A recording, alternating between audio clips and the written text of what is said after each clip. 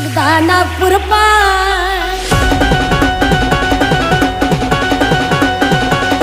तू एकदा नागपूर पाय धर्मबुद्धाचा निर्मळ हाय तू एकदा नागपूर पाय धर्मबुद्धाचा निर्मळ हाय माझी लाडाची लंकाबाई धर्मबुद्धाचा निर्मळ हाय